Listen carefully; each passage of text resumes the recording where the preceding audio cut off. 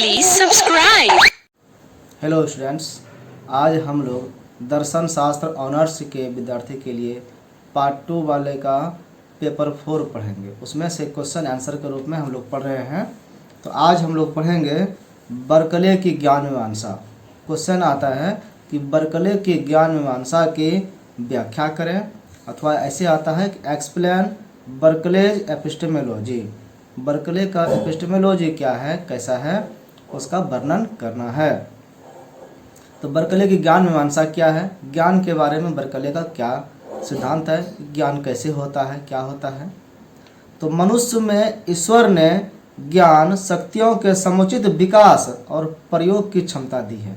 Berkeley का कहना है कि ईश्वर ने व्यक्ति में वो क्षमता पहले से ही दी हुई है कि उस ज्ञान का प्रयोग वो कर सके, उसका विकास कर सके। ये दोनों क्षमता भगवान ने पहले ही दिया हुआ है।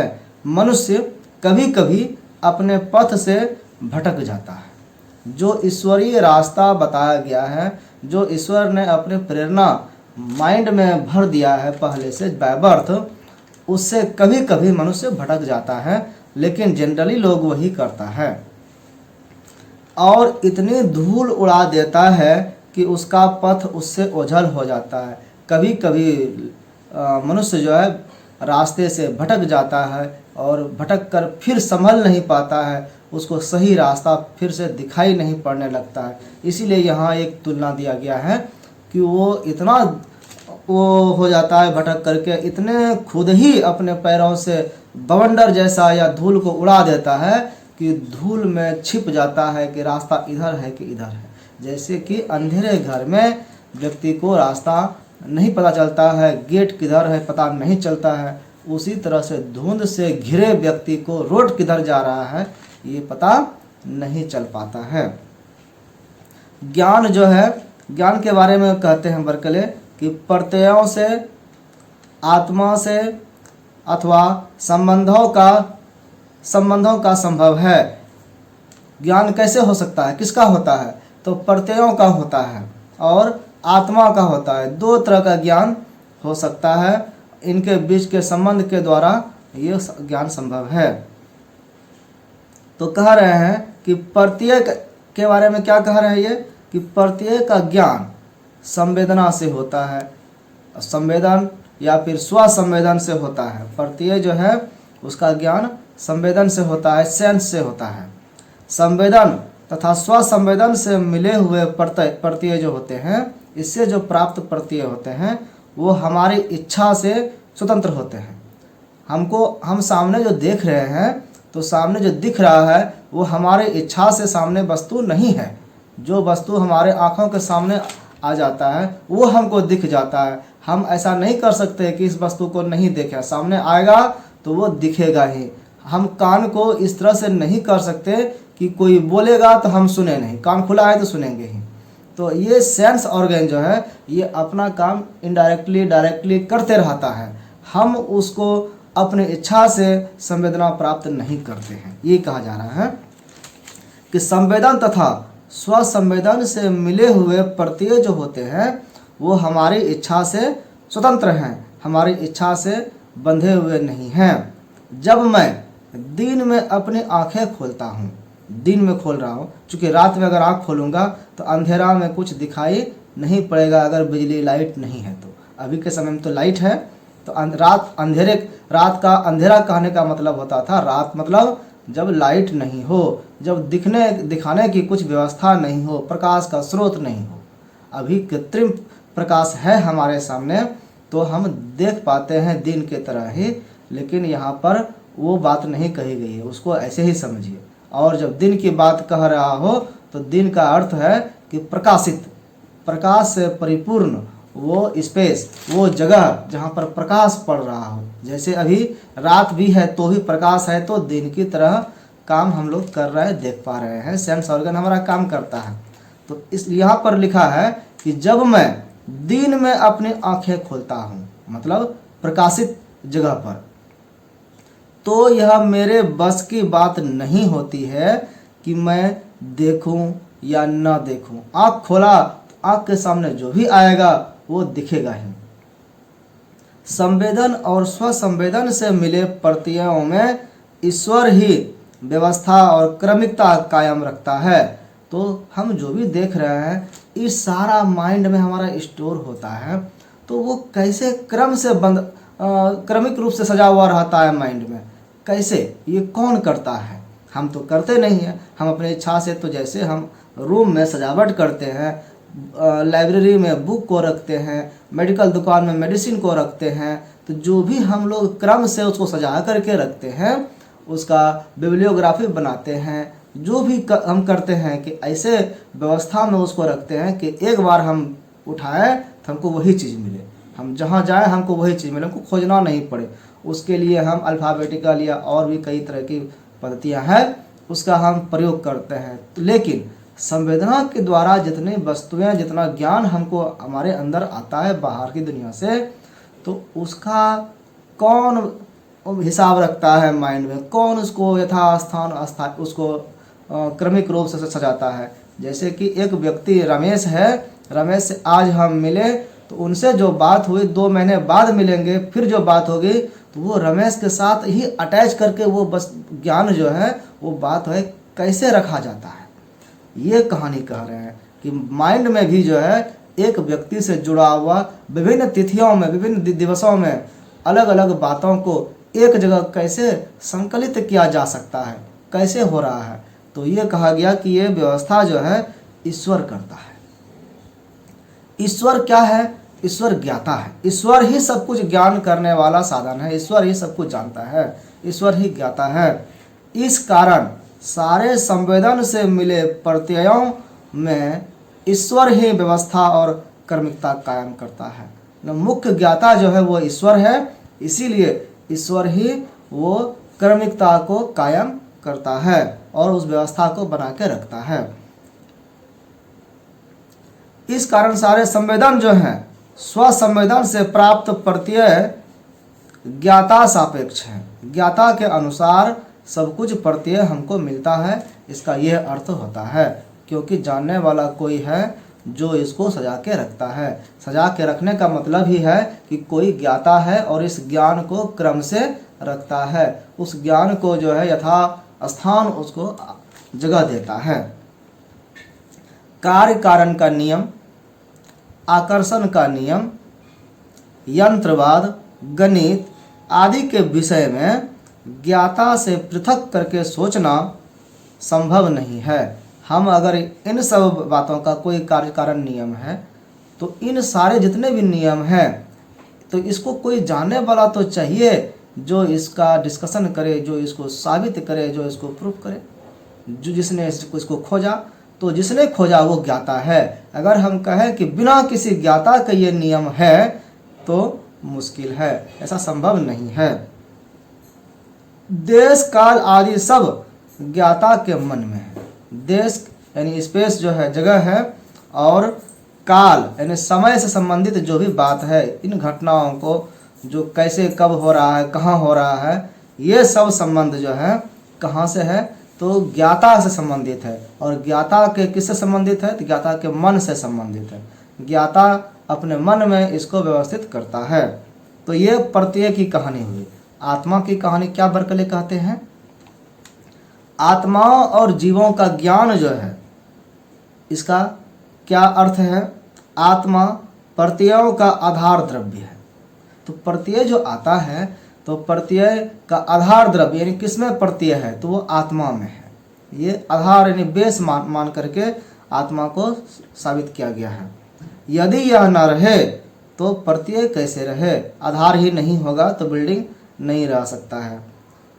इसका विभाग संभव नहीं है, इसको तोड़ नहीं सकते, इसको अलग नहीं कर सकते। यानी कह रहा है कि आत्मा है और उसी में प्रत्यय है। आत्मा आधार के रूप में है, उससे प्रत्यय निकलता है, तो इन दोनों को अलग नहीं किया जा सकता है।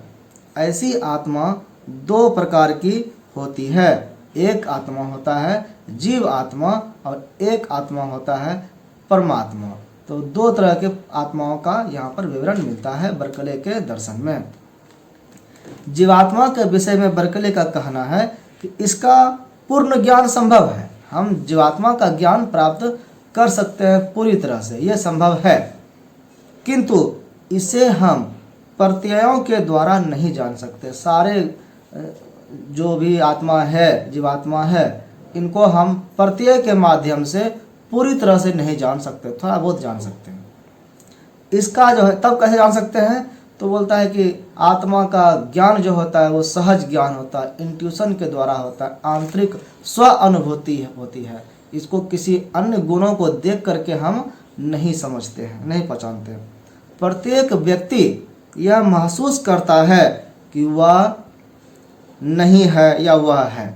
हर व्यक्ति, हम यहाँ पर हैं, हम खुद महसूस कर रहे हैं, कोई है, इसको महसूस करते हैं। मैं भी उसकी सत्ता बोलती है। अगर वो कहता है कि मैं नहीं हूँ यहाँ पर, तो भी वो बोलने वाला जीवात्मा है। आत्मा ज्ञाता है। आत्मा ही किसी वस्तु को ज्ञान प्राप्त करता है, किसी वस्तु का ज्ञान प्राप्त करता है। और ज्ञेय क्या है, तो ये शरीर ज्ञेय है। किसको जानते हैं हम, तो शरीर को देख करके, उसके फिजिकल बॉडी को देख करके हम ज्ञान प्राप्त करते हैं। यानी शरीर हो गया, बॉडी हो गया ज्ञेय, और आत्मा हो गया ज्ञाता। प्रत्ययों के ज्ञाता रूप में आत्मा, बुद्धि तथा व्यवस्थापक रूप में इसे शक्ति कहा जाता है।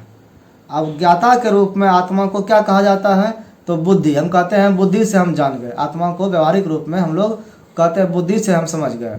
और व्यवस्थापक रूप में इसको कहते हैं आत्मा को कि हमको शक्ति है, इसलिए हमने ये काम कर दिया, हमने ये व्यवस्था कर दिया। शक्ति के रूप में इसको जाना जाता है, विल के रूप में जाना जाता है। आत्मा को अपना सहज ज्ञान जितनी आसानी से होता है, अपना ज्ञान सबको आसानी से हो जाता है। हम स्वयं को खुद अनुभव कर पाते हैं, हम फील कर पाते हैं कि हम हैं, हम नहीं हैं। लेकिन किसी अन्य का अनुभव होना, किसी अन्य आत्माओं का हमको होना अनुभव, ये बहुत ही आसान नहीं है। यही कहा गया कि आत्मा को अपना जो होता है सहज ज्ञान जितनी आसानी से होता है, उतना ही ज्ञान, उतनी ही सहजता से ज्ञान दूसरों का नहीं होता है। आत्मा क्या है, तो आत्मा अमर है। फिर भी ईश्वर अनंत शक्ति संपन्न है। आत्मा अमर है, लेकिन आत्मा से भी ऊपर है ईश्वर, जो अनंत शक्ति से संपन्न है। वह चाहने पर भी उनका नाश, वह चाहने पर इनका नाश कर सकता है।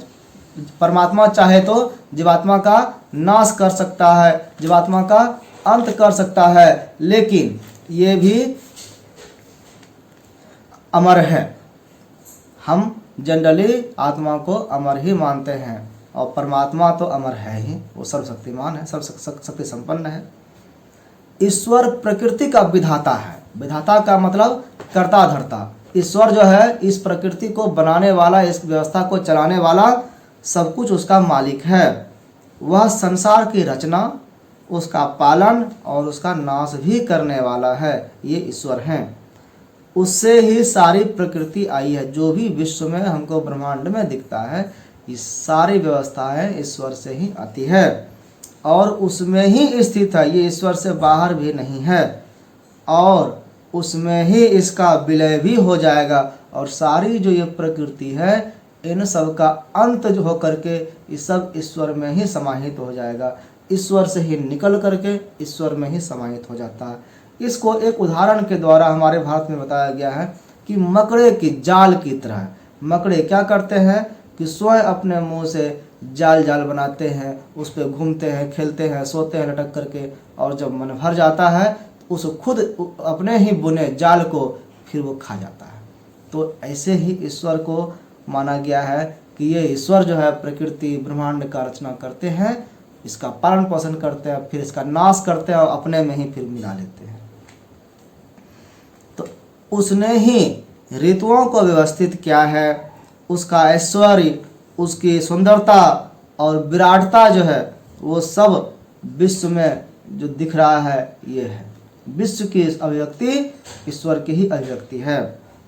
ऐसे ईश्वर का ज्ञान होता है तो निश्चित ज्ञान होता है। अगर ईश्वर का ज्ञान हुआ तो ये निश्चित ज्ञान होता है। जिस तरह अपने कृतियों के माध्यम से मनुष्य अपनी सत्ता को घोषित करता है, जैसे अगर हम कुछ वस्तु बनाते हैं, उस पर नाम लिख देते हैं कि इसका आर्ट ये, आर्टिस्ट ये है, पेंटर ये है, रचनाकार ये है, हमने बुक लिखा तो लेखक का नाम डाल दिए उसमें। तो जो भी हम लिखते हैं, अपने कृति को दुनिया के सामने रखते हैं, तो उसमें अपना टैग लाइन जोड़ देते हैं कि ये मेरा। तो हम वस्तुओं को बना करके वस्तुओं से अपनी सत्ता को सिद्ध करते हैं। जिस तरह से मनुष्य ये काम करता है, वैसा ही काम ईश्वर भी करते हैं। हम लोगों को बना करके ईश्वर अपनी सत्ता सिद्ध कर रहे हैं। वस्तु को देख करके, मूर्ति को देख करके जिस तरह से मूर्तिकार की कल्पना किया जा सकता है, उसी तरह से मनुष्यों को, जानवरों को, पूरी दुनिया को देख करके दुनिया को बनाने वाले का हम कल्पना कर सकते हैं। यही कहा गया है कि जिस तरह अपने कृतियों के माध्यम से मनुष्य अपनी सत्ता को घोषित करता है, सिद्ध करता है, उसी तरह परमात्मा भी अपने सृष्टियों के माध्यम से अपना अस्तित्व निर्देश करता है। वह अपने शब्द शक्ति से विश्व को चलाता है। उनकी शब्द शक्ति से, बोलने मात्र से, चाहने मात्र से ही सब कुछ दुनिया चलता है। उसके बिना एक पत्ता भी नहीं हिलती है। उसके ही कारण हमारे मन और शरीर में संयोग होता है। शरीर अलग है, हमारा फिजिकल बॉडी, मन आत्मा अलग है। इन दोनों का साथ कैसे, इन दोनों का संयोग कैसे होता है, इसको कैसे हम बता सकते हैं? इसका कारण वो ईश्वर ही है। वही ईश्वर जो है जीवन की सारी गतियों का नियंत्रण करने वाला शक्ति है। यानी जीव जंतु हो, पेड़ पौधे हो या हम मानव हों, हमारा जीवन का जो जितना भी गतिविधियां हैं, उसका नियंत्रण करने वाला वो ईश्वरीय सत्ता ही है। वह सूर्य जैसा ज्योतिर्मय है। हम लोग उसके प्रकाश से चकाचौंध में पड़ जाते हैं। मतलब हमको दिख नहीं पाता है, हम देख नहीं पाते हैं। हमारे आँखों की भी एक शक्ति है, हम उसी को देख पाते हैं जब हमारे सामने किसी वस्तु पर उतना ही मात्रा में प्रकाश पड़े जितना हम देख सकने में समर्थ हैं, तभी हम उस वस्तु को देख पाते हैं। अगर किसी वस्तु पर बहुत ही ज़्यादा प्रकाश पड़ जाए तो वो चमकने लगेगा इतना ज़्यादा कि हम उसको फिर देख नहीं पाएंगे, चुंधिया जाएगा आँख हमारा। हम नॉर्मल शीशे को तो देख ही नहीं पाते हैं जब सूरज का रोशनी उस पर पड़ता है।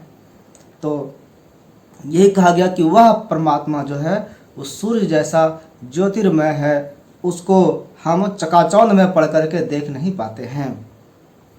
उसे देखने की आंखें भी विकसित होनी चाहिए। ये जो नॉर्मल आंखें हमारी है, इनसे हम उनको नहीं देख सकते हैं। उसके लिए अंतर्मुखी आंख चाहिए, अलग से एक आंख विकसित करना पड़ेगा जो ईश्वर को देख पाने में समर्थ हो। साधना के आधार पर वह संपूर्ण प्रकृति में ईश्वरीय चिन्हों को अंकित पाएगा। अगर साधना करे व्यक्ति ईश्वरीय साधना, तो ईश्वर का दर्शन जो है प्रतीक चिन्हों के रूप में, उनके संकेतों के रूप में इन सृष्टि में, इन ब्रह्मांड में कर सकता है। ब्रह्मांड में, सृष्टि में बहुत सारे ऐसी आश्चर्यजनक घटनाएं होती है जिसका कोई उत्तर नहीं है। तो उन संकेतों को देख करके तो आप समझ सकते हैं कि कोई तो इसका निर्माता है। वह सर्वज्ञाता, सर्वशक्तिमान, सर्वव्यापी और सदसंकल्प रूप है। वो ईश्वर जो है उनके बहुत सारे गुण हैं। वो सर्वव्यापी है, हर जगह है, सर्वशक्तिमान है, वो सब कुछ कर पाने में सक्षम है और सर्वज्ञाता है, हर चीज़ उनको पता है, हर एक चीज़ का ज्ञान उनको होता है, अंतर्यामी होते हैं। और सदसंकल्प रूप है, वो शुभ विचार करके संकल्प करते हैं, निर्णय लेते हैं और वो काम करते हैं।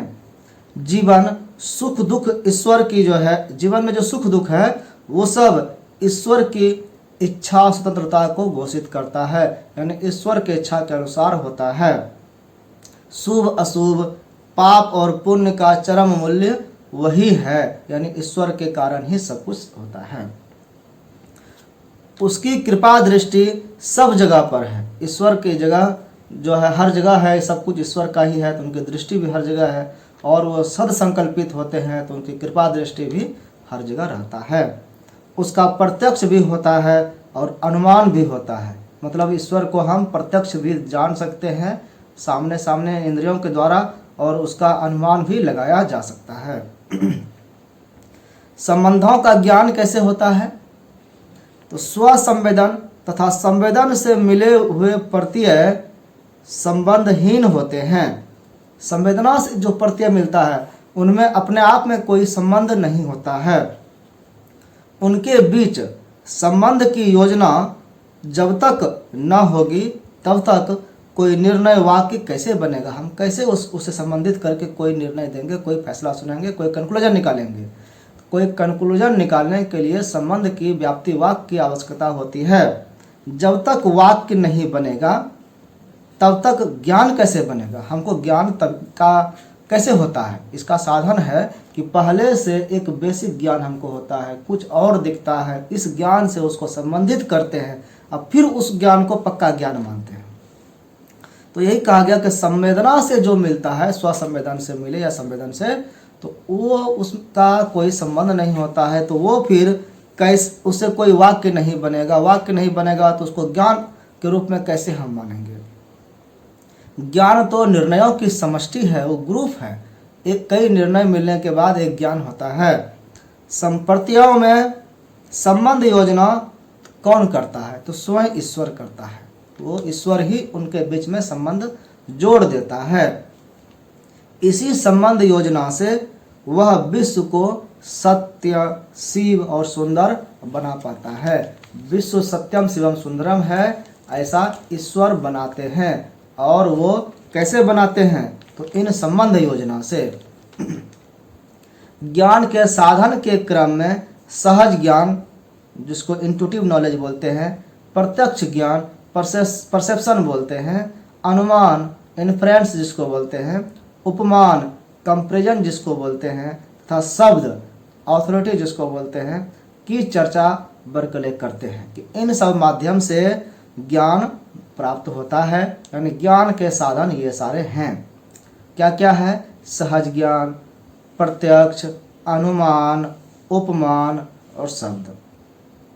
उनके अनुसार वास्तविक ज्ञान जो होता है सदा नवीन होता है, नया होता है। मनुष्य का लक्ष्य क्या है? तो सर्वोत्तम ज्ञान की प्राप्ति करना मनुष्य का लक्ष्य होता है। सर्वोत्तम ज्ञान कैसे होगा? क्या है?